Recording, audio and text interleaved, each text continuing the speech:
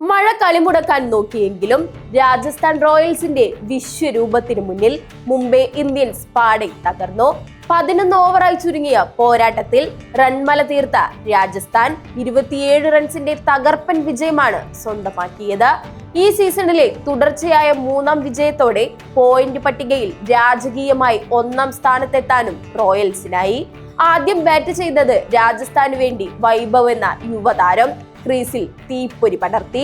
വെറും 14 പന്തിൽ 5 പടുകൂറ്റൻ സിക്സറുകളടക്കം 39 റൺസാണ് വൈഭവ് അടിച്ചുകൂട്ടിയത്. വൈഭവ് മടങ്ങിയതോടെ ബാറ്റെടുത്ത ജയ്സ്വാൾ സംഹാര രൂപം പ്രാപിച്ചു.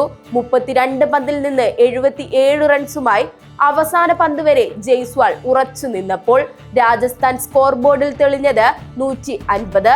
240 സ്ട്രൈക്ക് റേറ്റിൽ 10 ഫോറുകളും 4 സിക്സറുകളുമാണ് ആ ബാറ്റിൽ നിന്ന് പറന്നുയർന്നത്.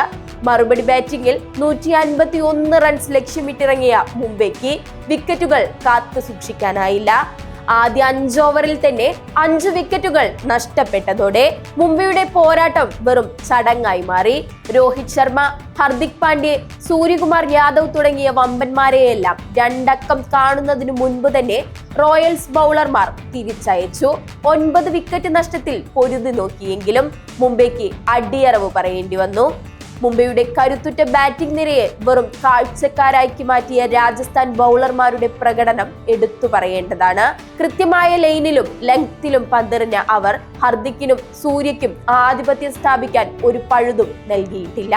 ഫീൽഡിംഗിലും ടീം പുലർത്തിയ മികവ് വിജയത്തിൽ നിർണായകമായി. ഓരോ മത്സരത്തിലും വ്യത്യസ്തമായ മാച്ച് വിന്നർ ഉയർന്നു വരുന്നത് രാജസ്ഥാന് വലിയ ആത്മവിശ്വാസമാണ് നൽകുന്നത്. ഈ വിജയത്തോടെ 2026 IPL-ലെ കിരീട പോരാട്ടത്തിൽ തങ്ങൾ എത്രത്തോളം മുന്നിലാണെന്ന് രാജസ്ഥാൻ റോയൽസ് തെളിയിച്ചു കഴിഞ്ഞു.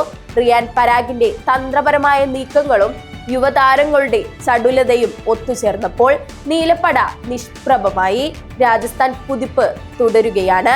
ഏത് വമ്പന്മാർ വന്നാലും നേരിടുന്ന ആദ്യ പന്തിൽ തന്നെ സിക്സർ പറത്താൻ വൈഭവും കൂട്ടരുമുള്ളപ്പോൾ രാജസ്ഥാൻ വിജയത്തിൽ കുറഞ്ഞതൊന്നും ഇനി പ്രതീക്ഷിക്കുന്നില്ല.